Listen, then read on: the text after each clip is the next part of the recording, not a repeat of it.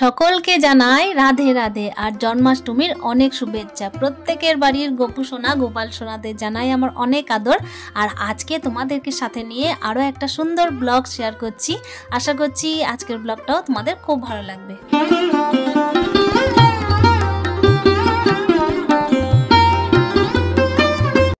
আজকে সকাল থেকেই ছিল বৃষ্টি বাদলের দিন। আসলে কিছুদিন যাবতই বৃষ্টিটা পড়ছিল, তবে হ্যাঁ আজকাল থেকে কিন্তু বৃষ্টিটা একটু কম, মানে নেই বললেই চলে।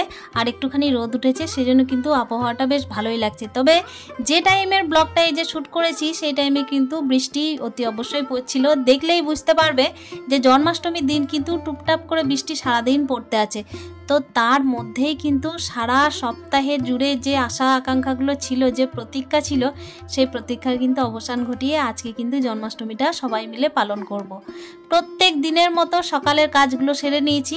আর সকালের কাজগুলো সেরে নেওয়ার পর কিন্তু এখানে জন্মাষ্টমীর জন্য প্রচুর বাসনপত্র ছিল, সেগুলো কিন্তু এক এক করে ধুয়ে মুছে তারপর দেখো ঘরে কিন্তু জল ঝরানোর জন্য রেখে দেবো। প্রত্যেক দিন তো যেরকম কাজ থাকে সেই বাসি কাজগুলো সকালে হয়ে গেছে। কিছুটা দেখতেই পেলে বাসনপত্র ওদিকে রেখে দিলাম। আর এই যে বালতির মধ্যে জল ছিল সেই জলগুলোকে এবার ফেলে দেবো। আর এই যে বাড়তি যে বাসনগুলো ছিল এগুলো রান্নার জন্য, তো গোপু সোনার জন্য তো অনেক রান্না বান্না সারতে হবে, সেজন্যই কিন্তু সকাল থেকে জোর তোর দিয়ে লেগে পড়েছি। আর বৃষ্টিগুলোকে তোয়াক্কা করলে তো চলবে না বলো। ওদিকে মাঝে কিন্তু অনেক কাজ সেরেছি। বেলপাতা তুলতে গেছিলাম বৃষ্টিতে ভিজে ভিজেই, তারপর হচ্ছে ঘরের অনেক কাজ সেরেছি বৃষ্টি ভিজে ভিজে, তারপর হচ্ছে বাইরে উঠোন পরিষ্কার করেছি, সমস্ত কাজই করেছি বৃষ্টির মধ্যে ভিজে। আর এখন কিন্তু বেলা অনেকটাই গড়িয়ে এসেছে, এখন প্রায় বাজে 2টো। সেই টাইমে দেখো আমি এই যে দেখতেই পাচ্ছ গামলার মধ্যে সমস্ত ফুল তারপর হচ্ছে বেলপাতা তুলেছি। তবে হ্যাঁ আরও অনেক ফুল তুলতে বাকি আছে, সেই দায়িত্ব কিন্তু আমি অন্যদেরকে দেবো ভেবেছি। আর আপাতত ঘরের পুজোটাও সেরে নিলাম। আর দেখতেই পাচ্ছ মাঝে বাজারঘাট সেরে না এই যে রেখে দিয়েছিলাম জিনিসপত্রগুলো, সেগুলোই তোমাদের সাথে শেয়ার করলাম।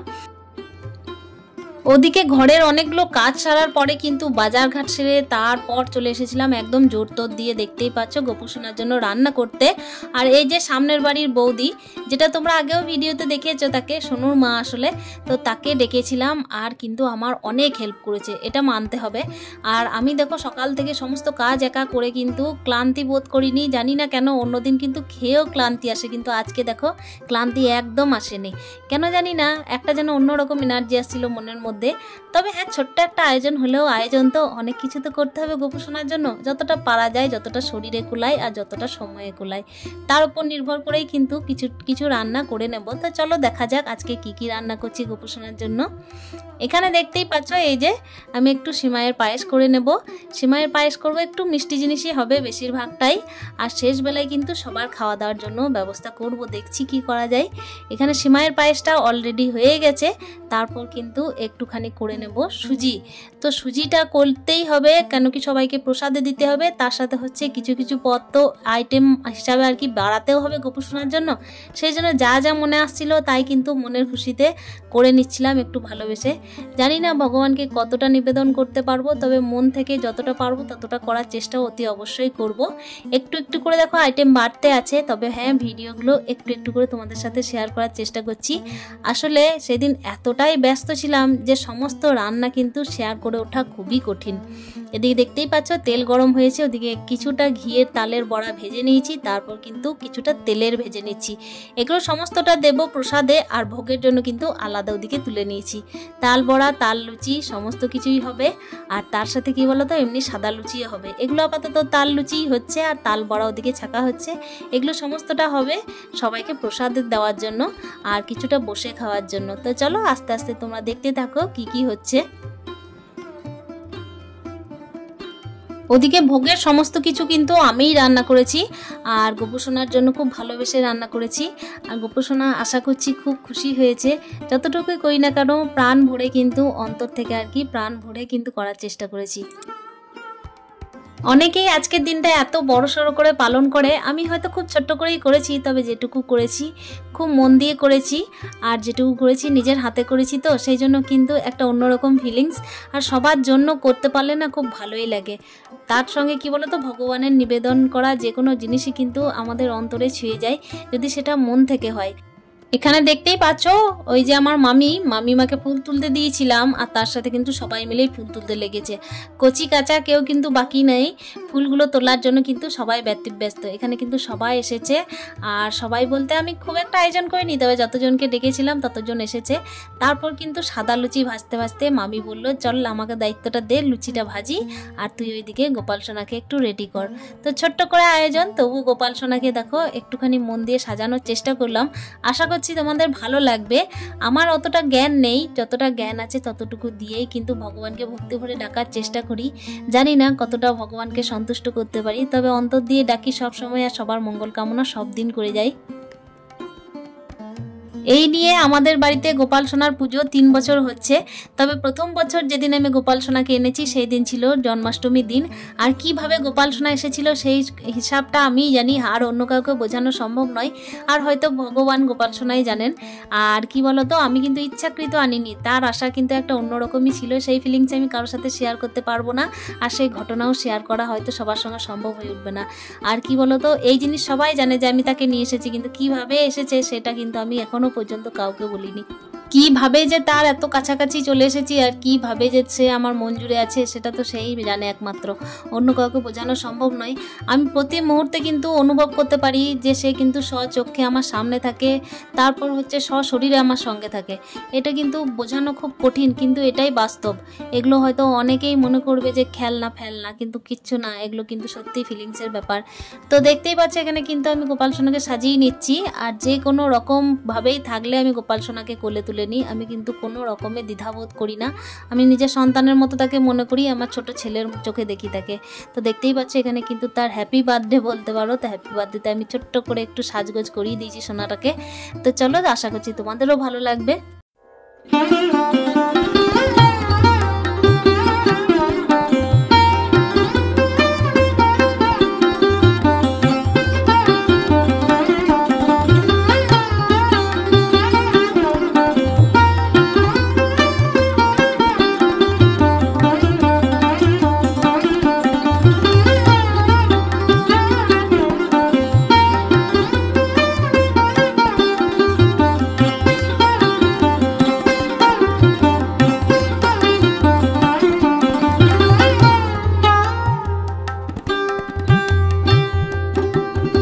যতটুকুনি পেরেছি ততটুকুনি আয়োজন করেছি। অনেক রকম মিষ্টি দিয়েছি গোপাল সোনাকে, তার সঙ্গে সেমাইয়ের পায়েস, সুজি, হালুয়া, তারপর হচ্ছে চাচি, তারপর নানা রকমের ফল দিয়েছি। তার সাথে হচ্ছে কিছু ছোলা সেদ্ধ করেছি, তারপরে আরও টুকটাকি জিনিস যতগুলো থাকে ভগবানের ততগুলো নিবেদন করার চেষ্টা করেছি। আর কি বলতো, একা হাতে করেছি তো হয়তো বুদ্ধিশুদ্ধি অনেকটাই কম আমার, কিন্তু তবুও করার চেষ্টা করেছি যা মনে এসেছে সেইভাবেই। আমি কিন্তু এত বুঝে দেখি না যে ভগবানের কি দরকার লাগে আর কতটা অর্ঘ্যর প্রয়োজন হয় আর কি কি নিয়ম কানুন মানতে হয়। আমার কিন্তু নিয়ম কানুন আমি ছেড়েই ভগবান পুজো করি, কেন জানি না, এটা আমি বিশ্বাসী নই যে ভগবানের নিয়ম কানুন মেনে পুজো করতে হয়। আর এখানে দেখতেই পাচ্ছ আমি কিন্তু রেডি হয়ে নিচ্ছি। আর প্রথমে ভাবলাম চুলটা খুলে নেব, তারপর দেখলাম না, এখানে চুলটা খুললে চলবে না, ভালোও লাগছে না আর গরমও লাগছে প্রচণ্ড পরিমাণে, ওই জন্য বেঁধে নিলাম। আসলে কি বলতো, সকাল থেকে প্রচুর কাজ বাজ ছিল তো একটুখানি মানে কোনো রকম যেন রেডি হতে পারলেই বাঁচা যায়। আর এখানে একটা নতুন ব্লাউজ পরেছি, আজকেই মা নিয়ে এলো এই ব্লাউজটা। তো চলো, এখানে কিন্তু ফলটা আগে কাটিনি, আমি গোটা ফল নামিয়েছি ভগবানের জন্য, তারপর কিন্তু ওখানে একটু একটু করে ফল কেটে নেব। তবে হ্যাঁ, আমি প্রতিটা ফল কিন্তু একসঙ্গে কাটিনি, আমি কিছু কিছু করে ফল কেটেছিলাম, আর তারপর যখন প্রসাদের দরকার হচ্ছিল তখন কিন্তু মিশিয়ে দিচ্ছিলাম।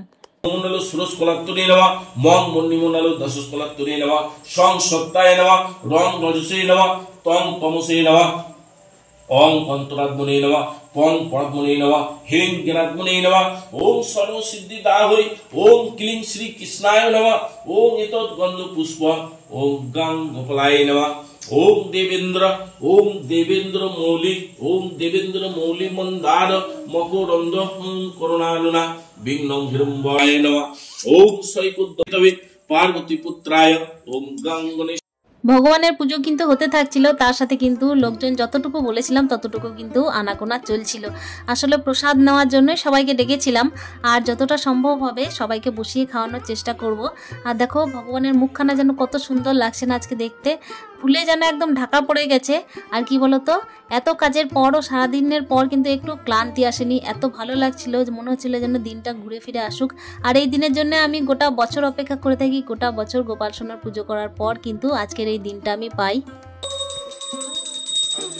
ওদিকে ভগবানের পুজোর পর ভগবানের আরতি চলছে, আর আরতির আমরা কিন্তু সবাই দীপশিখা নিয়ে নিলাম একটু করে আশীর্বাদ। তারপর কিন্তু সবাই মিলে প্রণাম করলাম। আর দেখতেই পাচ্ছ এই যে কর্পূর জ্বালিয়ে কিন্তু ভগবানের আরতি হলো, তারপর চামর দুলিয়ে কিন্তু হচ্ছে ভগবানের আরতি। তো চলো এভাবেই পুজোটা আজকের দিনে সম্পন্ন হোক। তারপর কিন্তু সবাই প্রণাম সেরে একটুখানি প্রসাদ খাওয়ার পালা চলবে। মেয়েরা চাইলে কত কিনা পারে বলো, সারাদিন কিন্তু উপোস থেকে দেখো খাটাখাটনির পরও কিন্তু সবাইকে নিয়ে থাকতে পারে। এটাই কিন্তু মেয়ে শক্তি আর নারী শক্তি আসলে, ভালো কথাই বলতে গেলে। তারপর দেখো সবাই মিলে কিন্তু এখানে সবাই বসে আছে, একটুখানি এবার প্রসাদ দেবো সবাইকে, খেতে একসাথেই দিয়ে দেবো। তো চলো থাকো আমার সাথে, দেখতে থাকো কীভাবে আজকের দিনটা আমি পার করলাম। আশা করছি তোমাদেরও ভালো লাগবে। এখানে আয়োজন করেছিলাম দেখো লুচি, কুমড়োর তরকারি, তারপর হচ্ছে সামাইয়ের পায়েস, সুজি, আর প্রসাদ তো আছেই, তাল বড়া, তাল লুচি, এগুলো আছেই সঙ্গে করে। সবার খাওয়া দাওয়ার পর কিন্তু এবার একটুখানি করে প্রসাদ সবাইকে দিয়ে দিলাম। তার সাথে অনেকেই ছিল, সবাইকে তো ক্যামেরার সামনে আনা যায় না। আর এই যে পুচকুসোনাটাকে দেখতেই পাচ্ছ, এখন অনেকটাই ভালো আছে। তবে হ্যাঁ, আবার কিন্তু আমাদের টিকিট হয়ে গেছে, ওখানে যেতে হবে ব্যাঙ্গালোরে। আশা করছি আজকের ব্লগটাও তোমাদের খুব ভালো লেগেছে। আরও একটা নতুন দিনে নতুন ব্লগ নিয়ে আসবো, দেখা হবে আবার নতুন করে। ততক্ষণের জন্য stay happy with happy happy মন, টাটা।